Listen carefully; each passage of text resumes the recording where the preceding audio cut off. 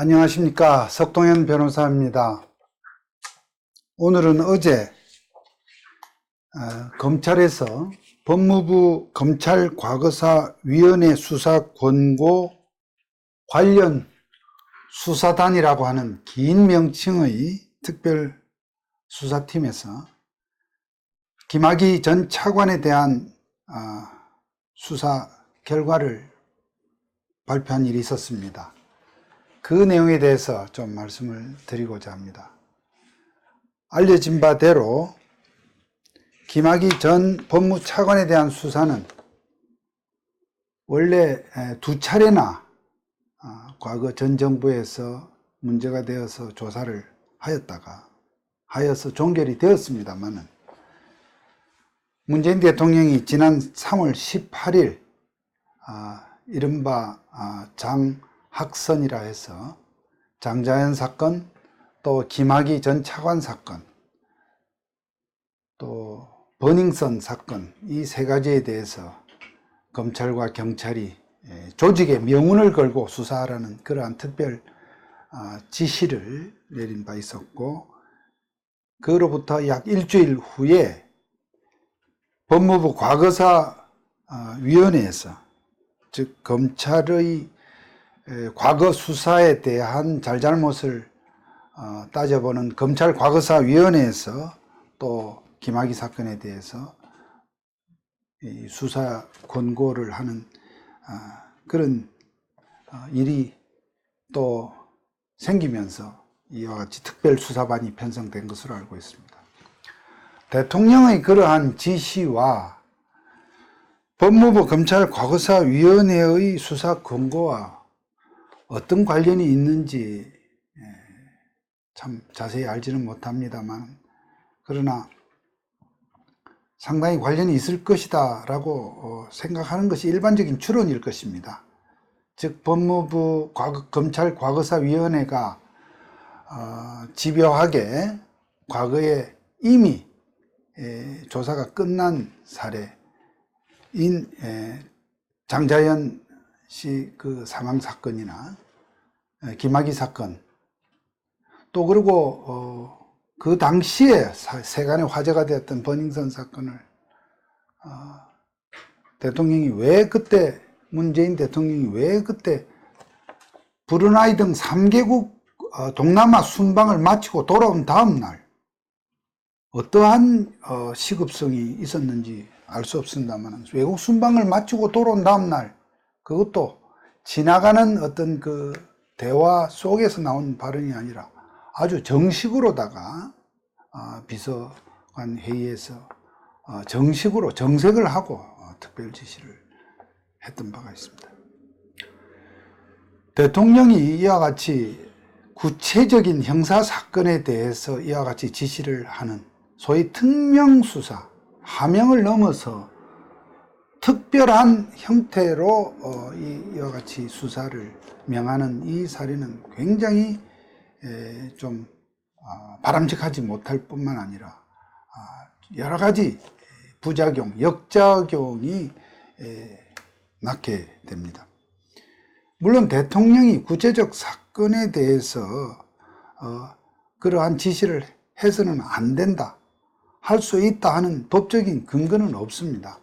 다만 법무부 장관의 경우에 어떤 구체적 사건에 대해서는 반드시 검찰총장을 통해서 하도록 하는 그러한 규정만 있는 것이죠. 그것을 유추해 본다면 대통령 또한 꼭 필요한 경우에 법무부 장관을 통해서 그러한 어떤 지시 내지는 당부를 할 수는 있겠습니다만, 그 또한 우리가 국민 여러분들이 일반적으로 공감할 수 있는, 그야말로 국민들의 공감을 사는 그러한 아주 중요한 공익적 사건이나 이런 경우에라야 국민들 마음에 용인이 될 것입니다. 그런데 좀 그렇지 아니한 일을 가지고 이미 문재인 대통령은 알려진 대로 박찬주 이 사성 장군이었던 박찬주 대장의 그 공관병 갑질 논란이 있자 특별한 조사를 지시를 했었죠. 그것이 최근에 또 다 결국 무죄가 나고 했던, 아니 무죄라기보다 이거를 조사하라고 하니까 결국 원래의 수사 지시한 내용 외에 이제 별건 수사로 넘어가서 탈탈 털어서 애당초 논란이 됐던 공감병 갑질은 관계도 없는 그러한 무슨 뇌물 사건 조사로 갔다가 그것 또한 다 무죄가 났었고, 그 밖에도 작년에 계엄사의 계엄 문건조사, 세월호 또 사찰 논란을 불러일으킨 또 그러한 특별수사 지시도 있었습니다. 그때도 외국 순방 중에 지시를 하고, 그래서 이것이 정말 문 대통령 스스로가 이렇게 이러한 정식 지시를 이렇게 내렸다기보다 그 참모들이 도대체가 어떤 사고방식으로 이런 무리하고 불의한 일을 하는지 도대체 이해를 할 수가 없습니다. 아무튼 오늘의 그 주된 주제라고 할 수 있는 김학의 사건으로 다시 돌아가서 이와 같이 대통령이 3월 18일 날 지시를 한 거에 따라서 또 대통령이 이렇게 지시를 하니까 대대적인 수사팀을 또 구성을 했습니다. 근데 그 결과가 어땠습니까? 결국 버닝썬 사건은 뭐 그냥 또 유야무야 됐고 그냥 평범한 어떤 사건으로 돼서 지금 어떻게 진행됐는지조차 아무도 관심을 갖지 않습니다. 또 장자연 씨 사망 사건 또한 특별하게 재수사할 만한 그런 거리가 없다 보니까 또 그것도 유야무야 되었고, 김학의 차관 경우에 김학의 차관을 이번에는 구속을 하고 그와 관련된 윤중천이라는 그 건설업자도 구속을 했습니다만, 내용면에서 보면 이 또한 결국 별건 수사로 넘어와서 결국 구속이 되었다고 볼 수 있습니다. 시작은 성폭행이라고 했는데 윤중천이라는 업자로부터 뇌물과 성접대 또한 이것을 뇌물로 이렇게 의유를 해서 기소를 했습니다.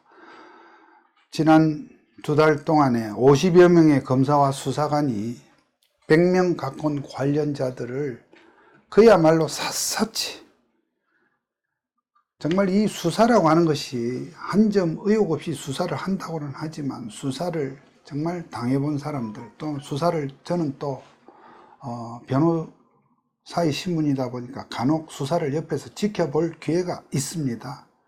정말로 이것은 그야말로 영혼을 완전히 그냥 정말 뭐라 그럴까요? 어마어마한 참 그러한 그런 고통 속에서 이 진행이 됩니다. 어쨌거나 그렇게 조사를 해서 김학의 전 차관에 대해서 기소를 했는데, 그 내용이 이렇게 보면 전부 다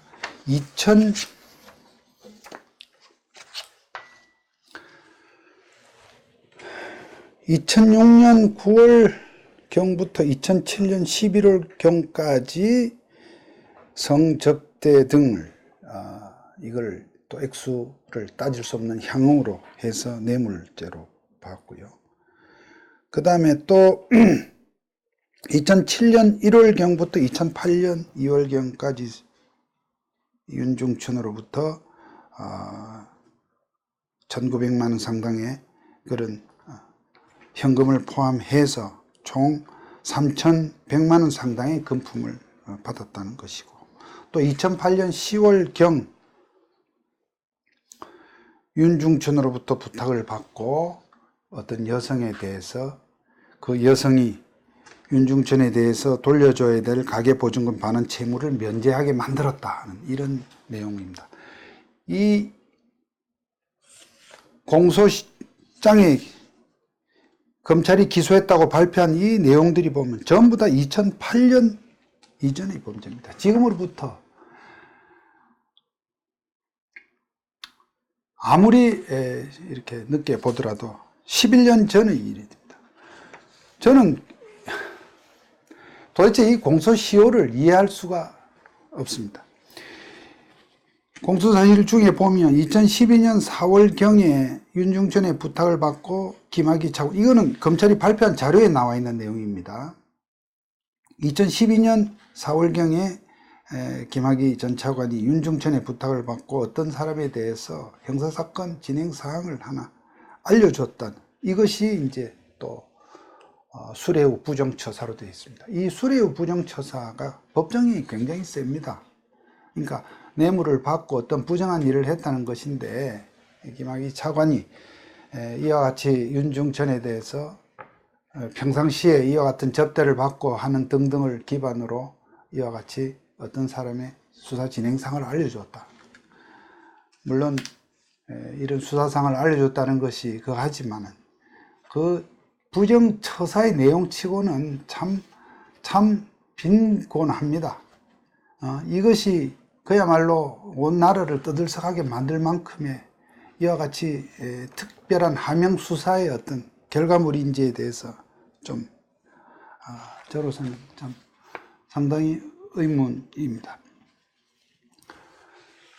이 공소시효 문제에 대해서 법정에서 공방이 있을 걸로 봅니다만, 어쨌거나 저의 감으로서는 도대체가 이와 같이 2006년 8년에 있었던 일을, 이렇게 10년도 훨씬 지난 일을 가지고 어떤 논리로 10년의 공소시효를 넘어서서 15년의 공소시효가 적용된다고 하는지 참 이해할 수 없습니다. 이 자리에서 법리적인 논쟁을 다 할 수가 없기 때문에 그까지는 제가 말씀을 생략한다 하더라도, 결국은 이것이 대통령의 특별한 지시에 의한 수사가 되면 이와 같이 무리수를 두게 된다는 것입니다.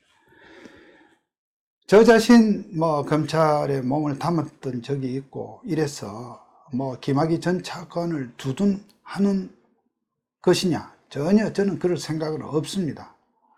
조사를 받은 사람도 검찰이지만 조사를 한 사람 또한 어쨌든 검찰 어떤 이 후배라는 점에서 제가 이 피해자를 어떤 김학의 차관을 두둔하자는 게 아니라, 지금 우리 검찰의 이런 형태에 대해서 개탄을 금할 수가 없는 것입니다. 대통령의 이러한 특별 하명 수사가 낳는 부작용은 바로 검찰의 정치적 어떤 중립성, 정치적 중립성을 해치고 검찰을 정치적 신여화, 또 검찰을 정치 권력의 어떤 충견으로 만드는 중요한 하나의 계기가 바로 이와 같이 최고 권력자의 어떤 특별한 지시, 하명, 이런 것이라고 생각을 하게 됩니다. 또 이 과정에서 무리수를 두다 보니까 일사부재리의 원칙이라고 하는 형사법의 대원칙도 여지없이 무너져 내립니다. 김학의 사건 같은 경우도 이미 2번이나 조사해서 종결했던 사안입니다. 그럼에도 불구하고 그 과거사위원회, 그 굉장히 편향된 시각을 가진 민변 출신 위원들이 다수를 점하고 있는 이 과거사위원회의 편향된 그러한 재수사 요청, 수사 권고 요청, 이거에 의해서 어떠한 결과물을 내겠다고 하면 이와 같이 무리한 결과가 나올 수 있다. 이번 수사 과정에서 김학의 수사 당시에 수사 외압을 행사했다는 의혹을 받고 있는 곽상도 당시 민정수석, 현 의원이죠. 민정수석과 이중희 민정비서관은 이 검찰 과거사위원회의 이와 같이 정말 무리하고 부당한 수사 권고에 대해서 고소를 한 것으로 알고 있습니다. 또 그 밖에도 이번 수사 과정에서 아무 근거 없이 명의가 거론된 전직 검찰 고위 간부 두어 분도 이 과거사위를 상대로 지금 법적인 쟁송을 하겠다고 고소를 낸 것으로 알고 있습니다. 마땅히 검찰은 이와 같이 검찰 과거사위원회가 아무리 고위공직자라 하더라도 이와 같이 근거 없이 자기네들의 어떤 그런 억측과 편향된 시각으로 문제를 삼고 명예를 훼손하면서 이와 같이 국가적 에너지 공력을 낭비하게 만든 것에 대한 엄정한 어떤 그런 책임도 과거사위원회에 문제가 있다면 과거사위원들에게도 그와 같은 엄정한 책임을 물어야 할 것이다, 이렇게 봅니다.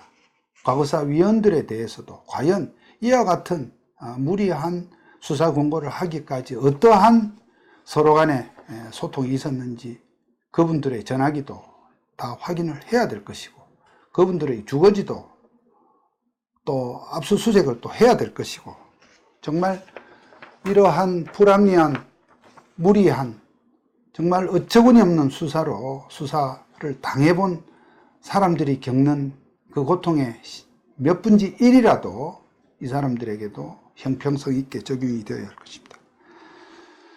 지금 이 정부는 검찰개혁, 경찰개혁을 거론하고 있습니다. 검찰개혁과 경찰개혁을 하겠다는 정부가 검찰, 경찰을 길들이게 하는 그런 형국입니다. 공수처를 만들다 하더라도 공수처 또한 이와 같이 특별한 수사 하명을 하고 이와 같이 어처구니 없는 논리로 기존의 사건도 일사부재리 원칙을 무시하고 재수사를 하게 만든다든지, 또는 그러한 수사를 하는 검찰에 대해서 기교적인 방법으로 수사를 하게 한다고 한다면 마음에 안 드는 검사나 판사를 그야말로 족치겠다는 것에 다름 아니라 할 것입니다. 아무튼 검찰의 정치적 중립을 위해서도 그야말로 또 검찰이 정치 권력에 좌지우지되면서 그야말로 검찰의 정치 권력의 충견이라는 소리를 듣지 않도록 하기 위해서는 대통령을 비롯한 정치 권력에서 이와 같이 특명수사, 하명수사하는 그러한 정말로 잘못된 이거야말로 바로 적폐입니다. 제가 아는 한 보수정부 시절 이명박 정부나 박근혜 정부 때는 그러한 지금 현재의 이 정부만큼 구체적인 사건에 대해서 이와 같이 검찰, 경찰이 지시하고 하는 예는 없었던 것으로 기억합니다. 물론 사회 전체에 영향을 미치는 민생 어떤 치안사범을 잘 단속을 해달라, 또 그리고 국익에 손상이 되는 그러한 중요한 그런 범죄 행위에 대해서 엄정하게 법의 원칙을 세워달라, 이런 식의 포괄적인 지시는 할 수 있겠습니다만 이와 같이 구체적인 사례에 대한 수사의 지시는 이제 이번 장학선 사건에 대한 특명 수사가 마지막이 되기를 정말로 간곡하게 촉구를 합니다. 감사합니다.